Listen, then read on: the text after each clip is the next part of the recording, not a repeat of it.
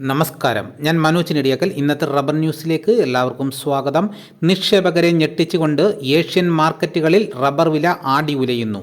വ്യാവസായിക മേഖലയിൽ നിന്നും കയറ്റുമതി രാജ്യങ്ങളുടെ പ്രതീക്ഷയ്ക്കൊത്ത് ഡിമാൻഡ് ഉയരില്ലെന്ന സൂചന അവധി വ്യാപാരത്തിലെ ബാധ്യതകൾ വിറ്റുമാറാൻ ഇടപാടുകാരെ പ്രേരിപ്പിക്കുന്നു. ഒസാക്ക എക്സ്ചേഞ്ചിൽ കിലോ 314 യെന്നിൽ വ്യാപാരം പുനരാരംഭിച്ചെങ്കിലും ഓപ്പറേറ്റർമാരുടെ ലോങ് കവറിങ്ങിൽ വില 306 യെന്നിലേക്ക് ഇടിഞ്ഞു. കഴിഞ്ഞ ദിവസം സൂചിപ്പിച്ച 305 യെന്നിലെ സപ്പോർട്ട് നിലനിർത്തിയത് തിരിച്ചു വരവിന് അവസരമൊരുക്കാം. ജപ്പാനിലെ തളർച്ച ഇതര വിപണികളിലും റബ്ബറിനെ സ്വാധീനിച്ചു.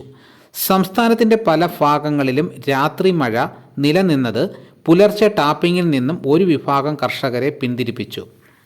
4ാം ഗ്രേഡ് റബ്ബർ വില കിലോ 186 രൂപയിലും RSS-5 1 കിലോയ്ക്ക് 183 രൂപയിലും വിപണനം നടന്നു.